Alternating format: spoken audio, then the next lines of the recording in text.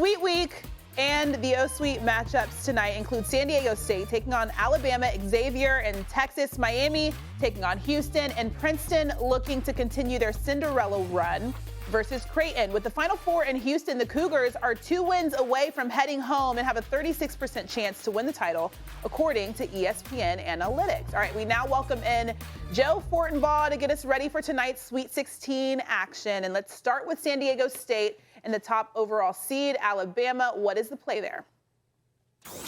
I'll lay the 7.5 with Alabama. Throughout this conversation, you're going to hear the phrase styles make fights. And stylistically, this is a matchup for San Diego State that's going to be a big problem. Alabama likes to play fast, top 10 in the country in tempo. They're going to get out, they're going to run. San Diego State wants to play slow. And if you go back and you look through their season, the fast teams they played all gave them problems. Arizona, New Mexico, Arkansas, all took them out. Alabama, by the way, we don't give them enough credit for how well they play defense. I'm going to lay the 7.5 with the Tide here.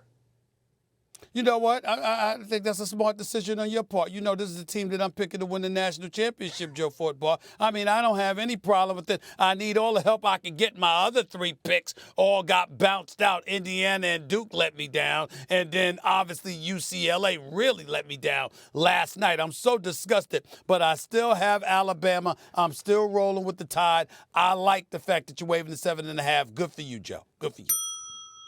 Christine, is that supposed to make me feel good if I like Alabama so. And the rest of his bracket's been destroyed and he likes them too?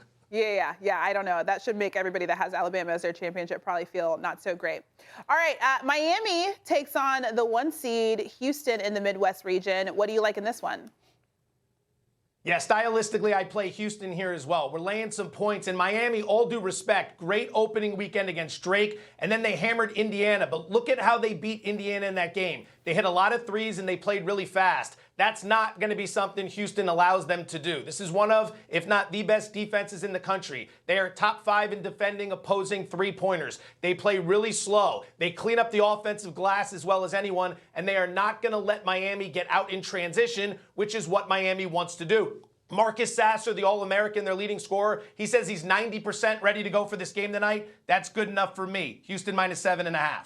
That's exactly what I was thinking. 2 things. Sasser, number 1, because he's the key. If Sasser wasn't ready to go, I wouldn't have any faith in Houston for this game. That's number 1. And number 2, Miami likes to get out in transition. That's ultimately what they were able to do against Indiana. I don't think they're going to be able to do that with Houston. I'm rolling with you on this as well. Wow, 2 for 2. All right, let's go to number 3. Xavier out of the Big East faces Texas. How do you see this one playing out? A lot of points in this game. Play the over 148.5. Xavier likes to play fast, and they are an excellent shooting team, especially from long range, top 5 in the country in 3-point shooting. Their problem is on defense, where they're average. Texas likes to get out and run as well. Texas is going to eat offensively against this defense. The question is, how much can the Texas defense hold up against what Xavier wants to do? I think ultimately Texas wins the game, but there was some sharp money that came in earlier this week on Xavier that knocked it from 4.5 down to 4. So if you like Texas, be careful there. The pros earlier in the week were lining up on Xavier. I see this being a high-scoring game. I'm playing the over. I'm going to go a little bit lower than I'm going to go against you. I think it's going to be under 148.5, but I think Texas does win this game. I've had them going to the Elite 8. I love Carr, obviously Rice as well. I think that they obviously have some offensive firepower, and I think they feed emotionally off their offense. When they're struggling offensively, there are lapses everywhere because they pride themselves on being able to put the ball in the hole. But when they get it going, it energizes and galvanizes them in a way that the struggle than they do when they're struggling offensively. I think they feed off their offensive prowess. I think Xavier is suspect defensively. I think Texas wins this game, but I don't think it'll be over 148 points. I think it's going to be under that. All right, finally, Cinderella Princeton faces Creighton. Do the Blue Jays cover in this one, Joe?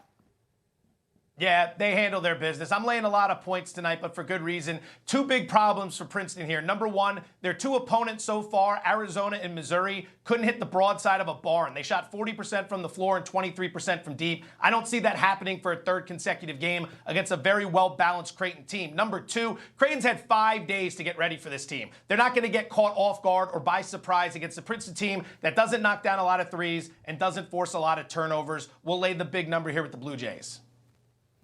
I'm with you on that. Very simple. Don't need to be more complicated than that. We're going to roll. I got you 3 of the 4. That should make you happy. Thanks for watching ESPN on YouTube. For live streaming sports and premium content, subscribe to ESPN Plus.